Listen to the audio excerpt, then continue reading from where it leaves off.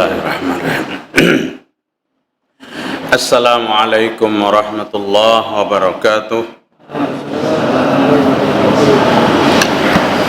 Alhamdulillahilladzi bi ni'matihi tatimmus shalihat wa lahu ma sakana fil laili wan nahar wa huwas samiul alim. Allahu waliyyul ladzina amanu yukhrijuhum minaz zulumati ilan nur walladzina kafaru awliya'uhumut taghut yukhrijunahum minan nuri ilaz zulumat ulaika ashabun nar hum fiha khalidun.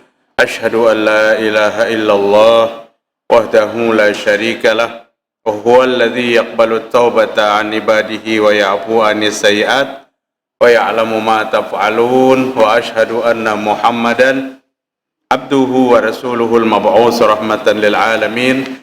Ya ayyuhalladzina amanu taqullaha haqqa tuqatih wa la tamutunna illa wa antum muslimun. Fa inna asdaqal hadithi kitabullah wa khairal huda huda Muhammad sallallahu alaihi wasallam wa syarrul umuri muhdatsatuha wa kullu muhdatsatin bid'ah wa kullu bid'atin dhalalah wa kullu dhalalatin finnar.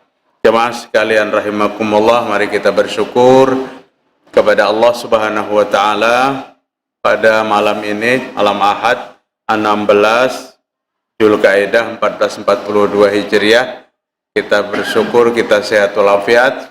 Baru saja kita melaksanakan sholat maghrib berjamaah. Insyaallah kita akan melaksanakan sholat isya berjamaah. Kita memohon kepada Allah Rabbul Alamin, mudah-mudahan Allah berkenan menerima segala amal ibadah kita. Mudah-mudahan Allah mengampuni segala kesalahan dan dosa-dosa kita.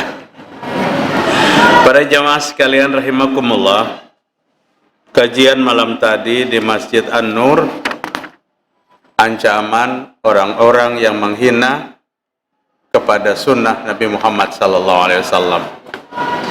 Ancaman kepada orang yang berbohong atas nama Nabi Muhammad SAW. Ancaman kepada orang yang mengolok-olok Allah dan mengolok-olok Rasul SAW.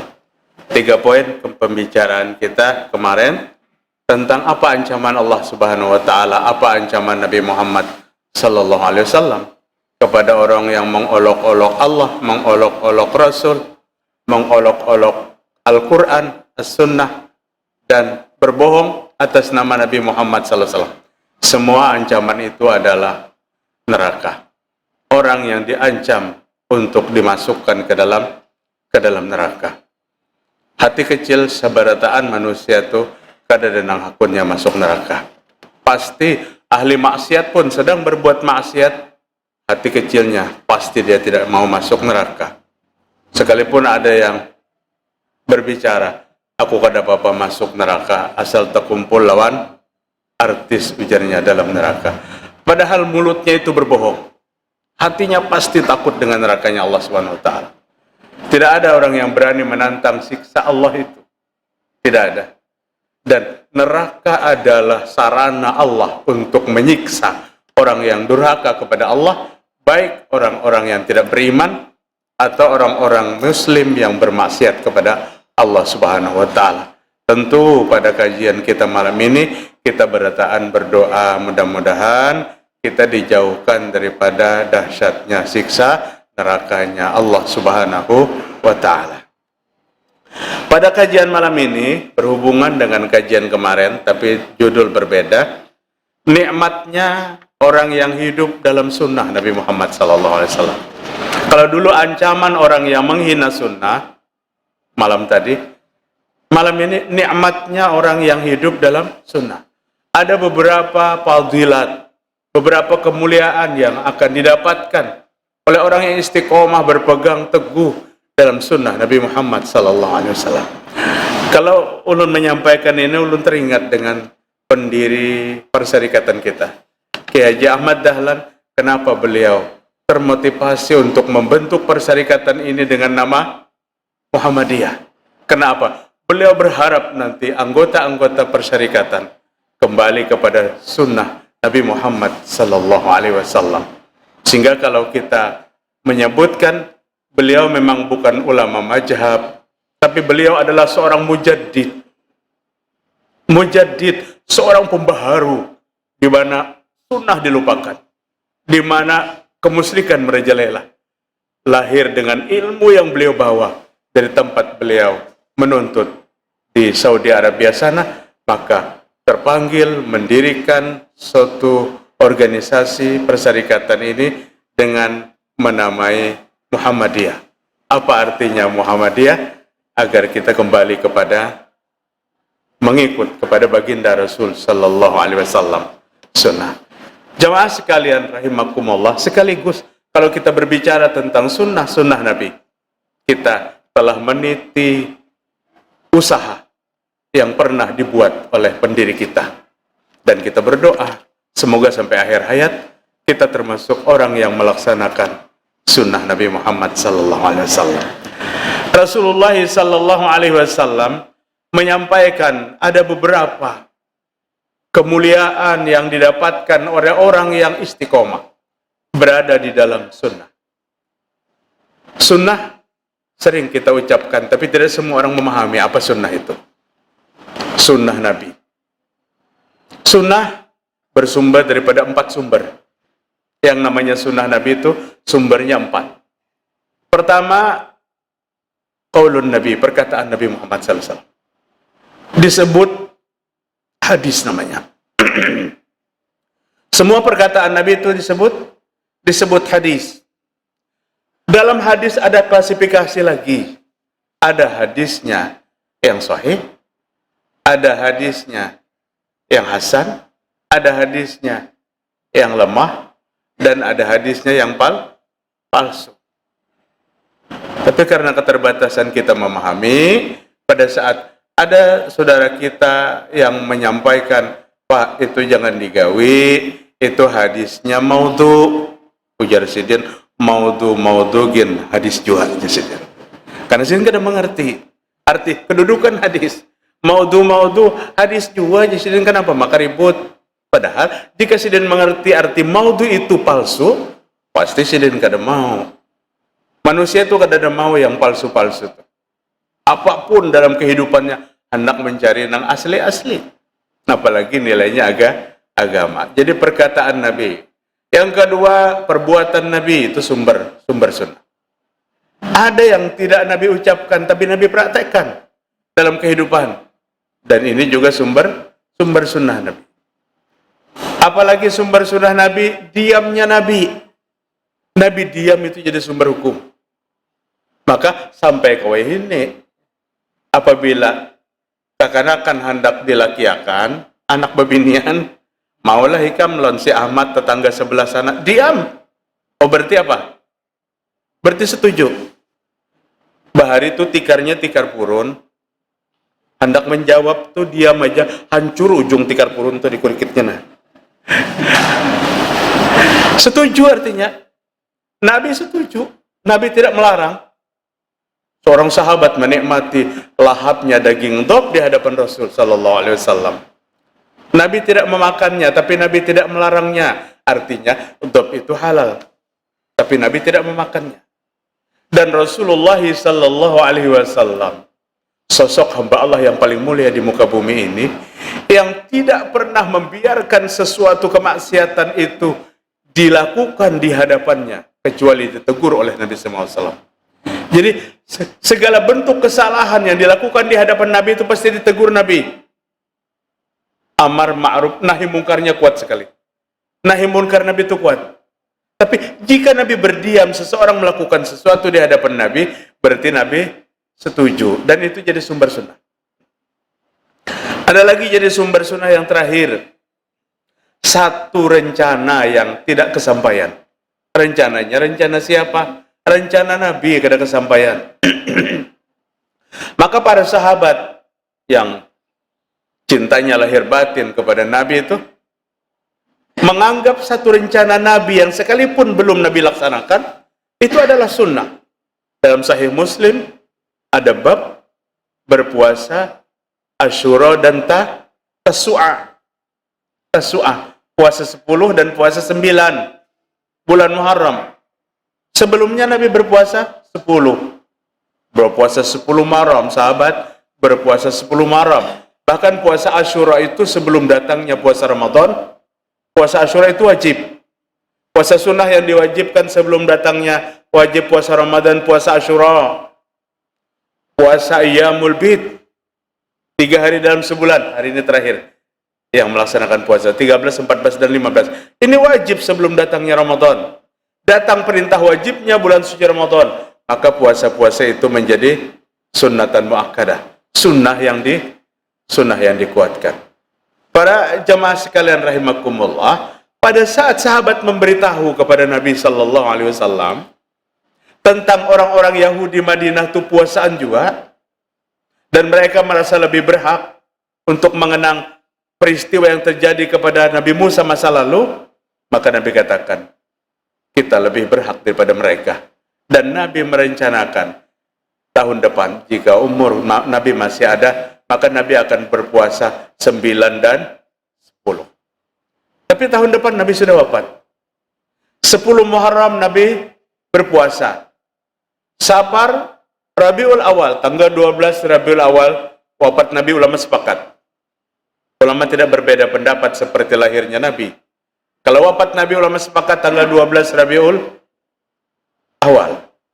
Tapi lahir Nabi, ulama berbeda pendapat. Tapi kita tidak perlu masuk ke perbedaan. Lebih-lebih di negeri kita yang lebih dikenal Nabi itu lahir pada tanggal 12 Rabiul Awal. Ayo jangan usah berwalan soal itu.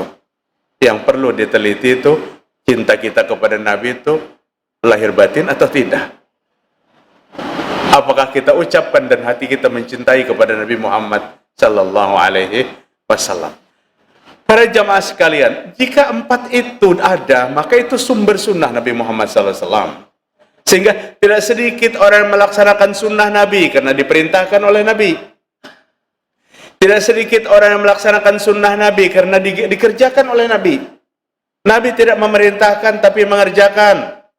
Biasanya sunnah-sunnah fi'liyah ya Rasul sallallahu alaihi wasallam ini diceritakan oleh sahabat yang melihat.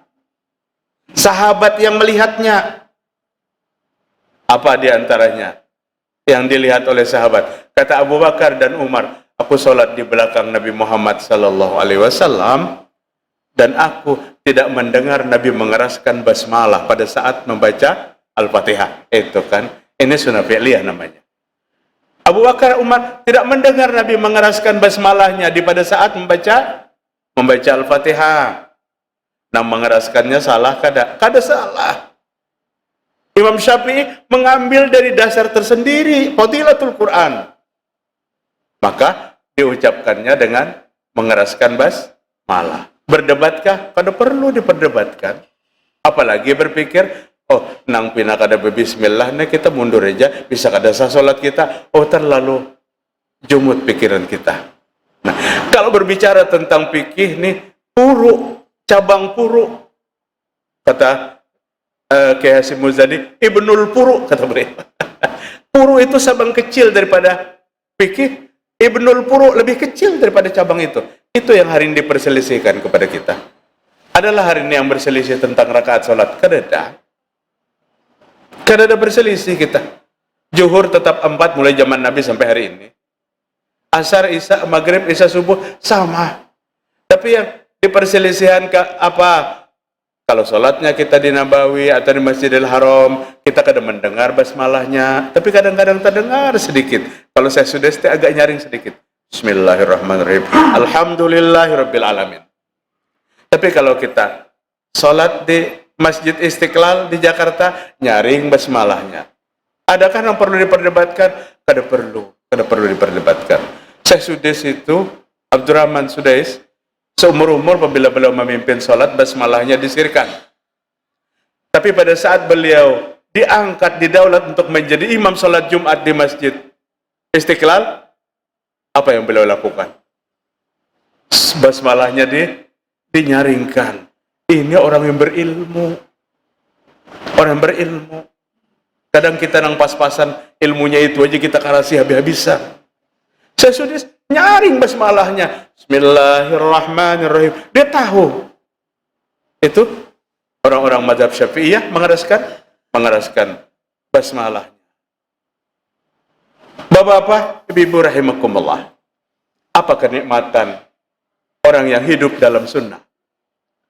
Apa yang didapatkan orang yang mengistiqomahkan hidup di dalam sunnah Nabi Muhammad SAW? Yang pertama, Allah pasti mencintai.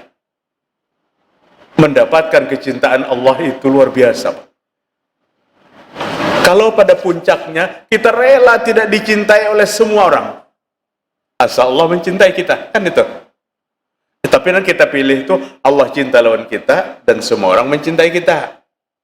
Tapi pada saat kita dipilihkan kepada dua pilihan, ini Allah ketujuh, tapi manusia kada ketujuh. Ini menang manusia senang apabila melakukan ini, tapi Allah tidak suka. Sebagai seorang mukmin yang memiliki keimanan istiqomah, pasti dia memilih apa yang Allah cintai. Pasti dia memilih apa yang Allah cintai. Dalam sebuah hadis yang diriwayatkan Imam An-Nasa'i, Rasulullah SAW bersabda, "Manil tamasa firidallah bisuktin nas radhiyallahu anhu wa arda anhu nas."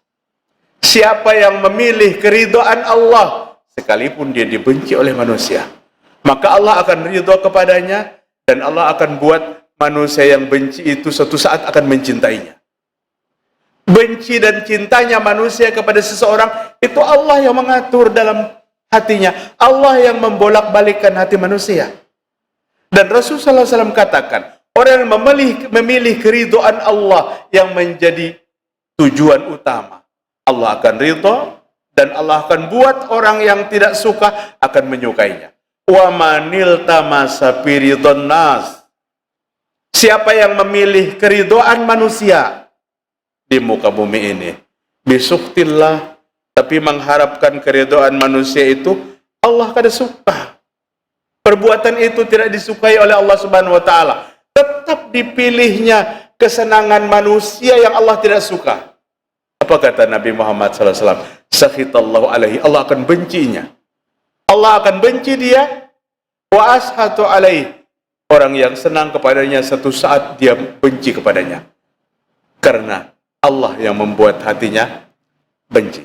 Artinya, para jemaah sekalian, hadis ini tujuannya mengajarkan kepada kita adalah ambillah kecintaan Allah kepada kita. Yang pertama kali sebagai tujuan hidup kita. Yahya bin Mu'az Ar-Razi rahimahullah berkata, Tuba liman arda rabbahu qabla ayyalqahu. Beruntung orang yang membuat Allah itu ridho. Beruntung orang yang membuat Allah itu senang. Qabla ayyalqahu, sebelum dia bertemu dengan Allah Ta'ala. Tidak ada di antara kita yang bisa menghindari pertemuan dengan Allah. Saking banyaknya kesalahan dan dosa, aku supan bertemuan dengan Allah Ta'ala. Di dunia aja apabila kita bersalah kepada orang lain, kita takut menemui orang yang kita zalimi itu. Di akhirat akan terjadi seperti ini. Tapi tidak ada di antara manusia yang bisa menghindari pertemuan. Semua kita akan bertemu dengan Allah Ta'ala. Bahkan kiat-kiat untuk menjadikan pertemuan yang indah dengan Allah itu sudah jauh-jauh Allah ajarkan. Di dalam surah Al-Kahfi, "Faman kana yarju liqa'a rabbih falyamal amalan shalihan wa la yusyrik bi ibadati rabbih ahada." Siapa yang ingin bertemu dengan Allah, maka hendaklah dia melakukan amal salih dan tidak menyekutukan Allah. Dua yang Allah harapkan menjadi pertemuan yang indah pada hari itu. Lakukan apa yang Allah perintahkan, jangan menyekutukan kepada Allah Subhanahu wa taala. Para jamaah sekalian rahimakumullah, termasuk orang yang melaksanakan sunnah adalah orang yang dicintai oleh Allah Subhanahu wa taala. Bahkan bukan sekadar Allah mencintai, wa yaghfir lakum dzunubakum, Allah akan mengampuni dosa mereka. Allah sebutkan di dalam Al-Quran, ada Imran ayat 31. Qul in kuntum tuhibbunallaha fattabi'uni yuhibbukumullah wa yaghfir lakum dzunubakum wallahu ghafurur rahim. Katakan hai Muhammad, Nabi disuruh sampaikan kepada kita. Apa yang Allah pesankan kepada Nabi Muhammad untuk kita? In kuntum tuhibbunallah. Jika kalian mencintai Allah Ta'ala. Jika kita mencintai Allah, fattabi'uni, maka ikuti aku, kata Nabi. Jika kalian mengikuti aku, yuhibbukumullah, Allah akan mencintai kalian. Cinta yang berbalas dengan Allah. Cinta yang bukan bertepuk sebelah tangan. Menyakitkan, Pak. Kalau ada seseorang mencintai orang lain, tapi orang lain dicintainya, kada tahu-tahu, itu sakit banar menderitanya. Itu dengan manusia. Apalagi cintanya dengan Allah Ta'ala. Allah berikan tip-tipnya agar Allah mencintai, membalas cinta kita kepada Allah Ta'ala. Apa perbuatannya agar Allah mencintai kepada kita? Fattabi'uni. Maka ikuti aku. Ikuti aku, menghidupkan sunnahku maksudnya. Hari ini kita mengikuti Nabi Muhammad SAW, ingin melaksanakan segala bentuk apapun tidak bertentangan dengan sunnah, terkontrol dengan sunnah. Karena orang yang membelakangi Nabi akan diancam beberapa ayat Al-Quran. Allah yang mengancam yang pertama 63 surah An-Nur. وَلْيَحْذَرِ الَّذِينَ يُخَالِفُونَ عَنْ أَمْرِهِ أَنْ تُصِيبَهُمْ فِتْنَةٌ أَوْ يُصِيبَهُمْ عَذَابٌ أَلِيمٌ. Kata Allah Ta'ala, hendaklah merasa takut alladzina yukhalifuna an amri, orang yang menyalahi perintahnya Nabi. Kada takutankah orang yang selalu menyalahi perintahnya Nabi? Apa ancamannya? Antusibahum fitnah, Allah akan timpakan fitnah, bencana kepada orang yang selalu menyelisihi Rasulullah SAW. Bencananya apa? Ulama tafsir berbeda. Ada yang mengatakan bencana silih berganti. Hari ini kadang kita rasakan belum selesai bencana satu, datang lagi bencana lain, belum selesai bencana lain, datang lagi bencana satu. Di daerah ini belum selesai, daerah sana longsor lagi, sana belum selesai, daerah sana gempa lagi. Seolah-olah bencana bersahutan mengelilingi kehidupan kita. Jangan-jangan, Pak, itu terjadi karena banyak hari ini yang menantang Rasul Sallallahu Alaihi Wasallam. Karena banyak hari ini yang tidak memegang teguh lagi ajaran yang dibawa oleh Nabi Muhammad Sallallahu Alaihi Wasallam. Bukti yang hakiki kecintaan kita kepada Nabi bukan yang kita teriakkan setiap malam itu. Tapi bukti kecintaan kita kepada Nabi adalah sejauh mana kita memegang teguh ajarannya Nabi Muhammad Sallallahu Alaihi Wasallam. Bapak, rahimakumullah. Kadang apa yang kita suarakan, yang kita teriakkan, tidak kita praktekkan dalam kehidupan kita. Sama sekali kita tidak praktekkan. Satu hari kami berangkat jam 4:30. 4:30 subuh dari rumah, hendak menjemput anak kemanakan di pondok di satu daerah. Sampai azan subuh kami melewati jalan itu, kemudian kami mampir di sebuah musola.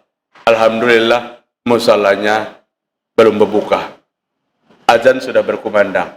Teruskan lagi perjalanan berikutnya, ada lagi musola sebelah kiri, belum berbuka dan belum berhidup lampunya di musola. Di lain sholat subuh sudah berkumandang, azan sudah selesai, sholat subuh sudah berkumandang. Terus lagi mencari musola yang sana. Alhamdulillah, yang dengar-dengar yang sholat subuh itu sudah salam, Assalamualaikum warahmatullah. Singgah lagi kami di musola yang ada, belum menyala juga lampunya. Tapi kami takutan sholat subuh tertinggal. Akhirnya kami sepakat, biar aja kita sholat di teras musola. Ternyata musola itu kuncinya dari luar. Kami buka kuncinya, masukkan, dinyalakan lampu sholat subuh, sekalipun sholat subuhnya agak terlambat. Uniknya selesai sholat subuh, kami berpaling ke belakang. Ternyata di belakang piring-piring belum dicuci. Waktu itu bulan Rajab. Piring belum berbasuh tuh di belakang. Di atas nih kembang-kembang berenteng masih segar. Artinya hanya reja hanya reja. Nang ulun bingung tuh, hanya reja. Acaranya hanya reja. Masa subuh kada dibuka lagi langgarnya? Ini ulun katakan kadang-kadang yang diucapkan itu tidak didukung oleh amalia. Kecintaan kepada Nabi sejauh mana kita megang teguh sunnah Rasul sallallahu alaihi wasallam. Ulun sama sekali kada memadahkan kada sembahyang subuh, sembahyang aja mungkin, salat aja mungkin. Tapi yang Nabi ajarkan kepada kita apa? Salat itu dikerjakan dengan berjamaah sampai 3 buah musalla lewat. Jamaah sekalian, rahimakumullah. Maka yang kita perlu benahi, bagaimana kita mencintai Nabi itu. Bagaimana kita mengikuti sunnah Nabi itu. Karena apa? Dengan mengikuti sunnah Nabi itu, yuhibbukumullah. Allah akan mencintaimu. Cukupkah sampai di situ? Tidak. Wa yaghfir lakum dzunubakum. Allah akan mengampuni dosa-dosamu. Ini kemuliaannya. Kemuliaannya.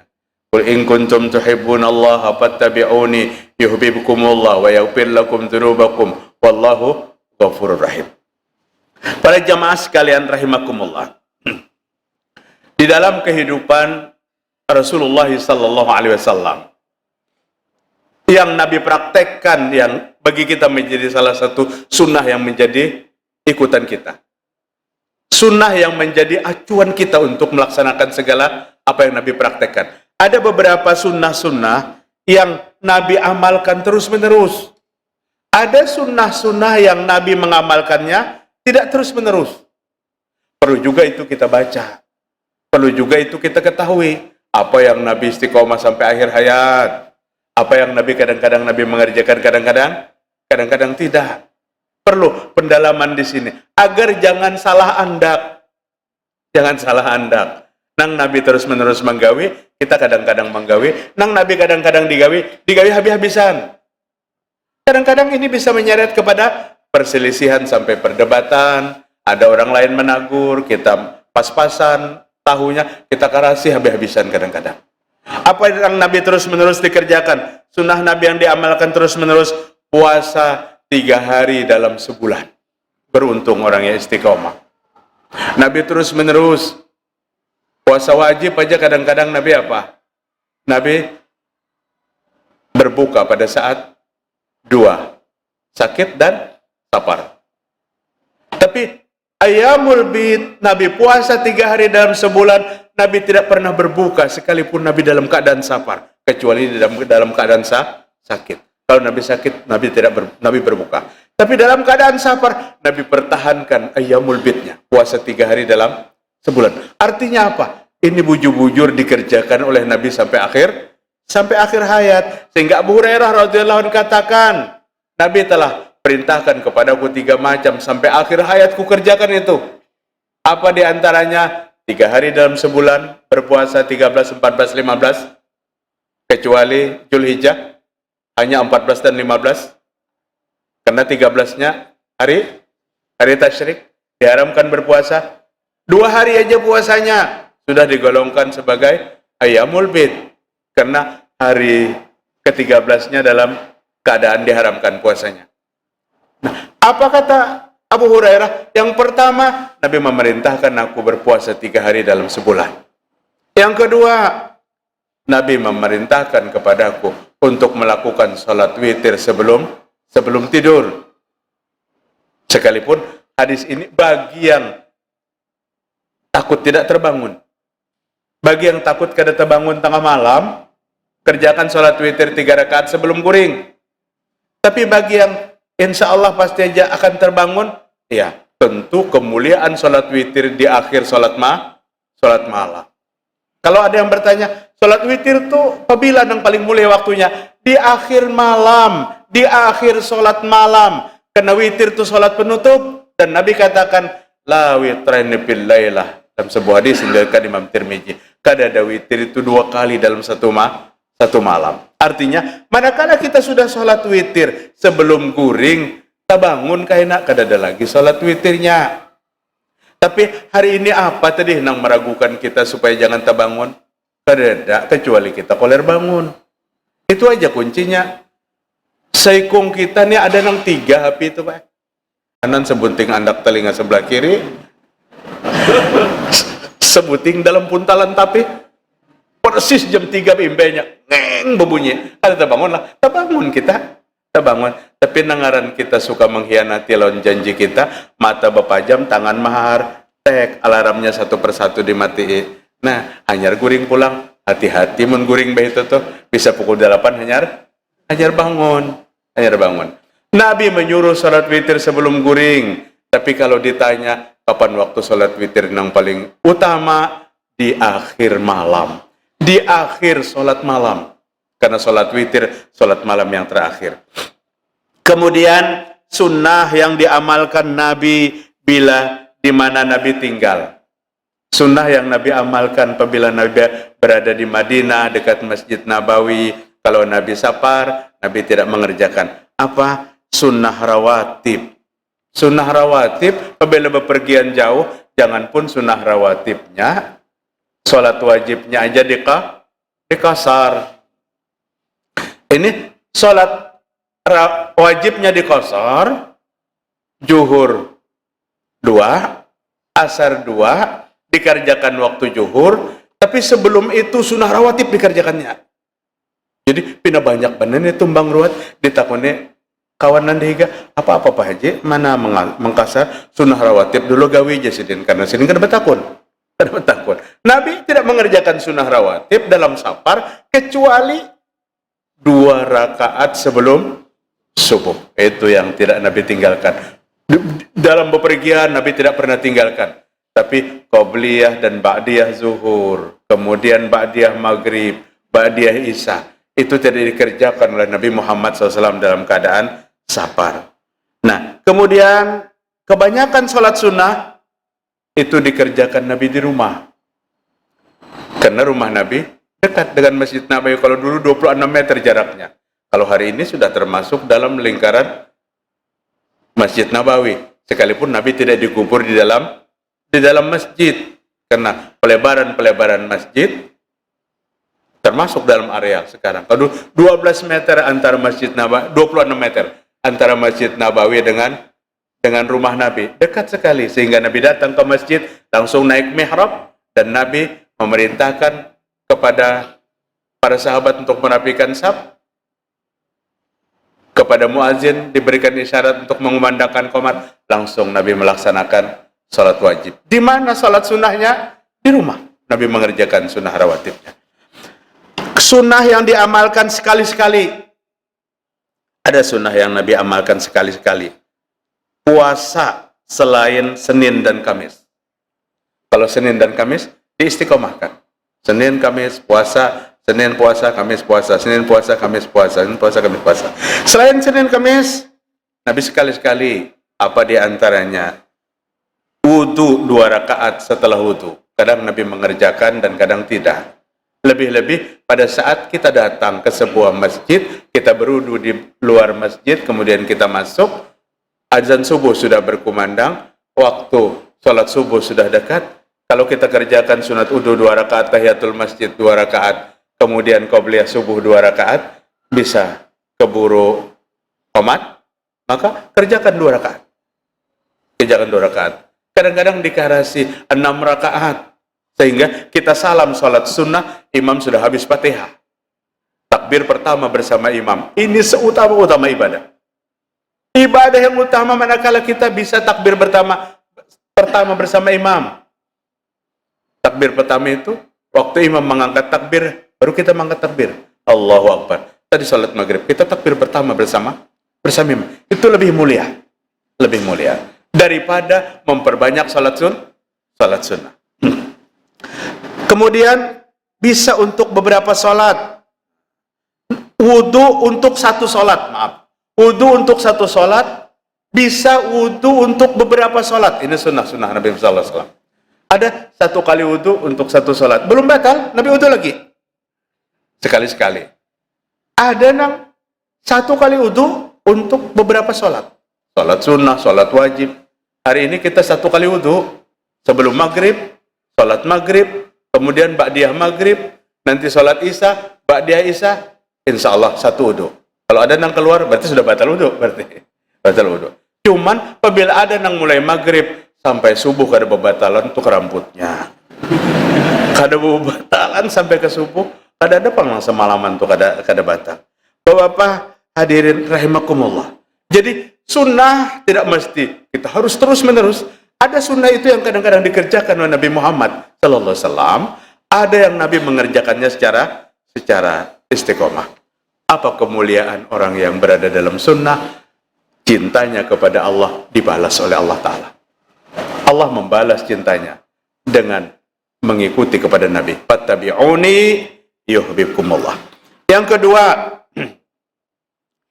kedua, Allah akan memberikan rahmat kepada orang yang senantiasa dalam sunnah Nabi Muhammad sallallahu alaihi wasallam. Allah sampaikan dalam surah At-Taubah 81.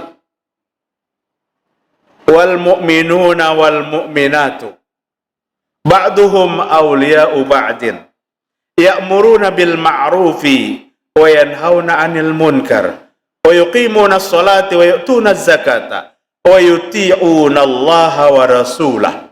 Apa penghujung ayat? Ulaika sayarhamuhumullah innallaha azizun hakim. Orang yang beriman laki-laki dan perempuan, ba'duhum awliya'u ba'd, di antara mereka penolong dengan satu yang lain. Orang yang beriman itu kan saling menolong, tapi saling menolongnya dalam kebaikan. Wa ta'awanu 'alal birri wat taqwa wa la ta'awanu 'alal itsmi wal 'udwan. Bertolong-tolonganlah dengan kebaikan dan takwa, tapi jangan pernah bertolong-tolongan dalam dosa dan permusuhan. Jadi innamal mu'minun wal mu'minuna wal mu'minat ba'duhum awliya'u ba'd. Orang beriman laki-laki dan perempuan, mereka saling bertolongan. Ba'duhum awliya, menolong di antara mereka. Pertolongan dalam apa? Ya'muruna bil ma'ruf wa yanhauna 'anil munkar. Ternyata dakwah itu sebuah pertolongan yang paling tinggi nilai ibadahnya. Kita menyampaikan kebaikan kepada orang lain yang belum mengenal kebaikan. Kita menyampaikan kepada orang yang sedang asik berbuat yang dilarang, dan kita katakan itu tidak boleh.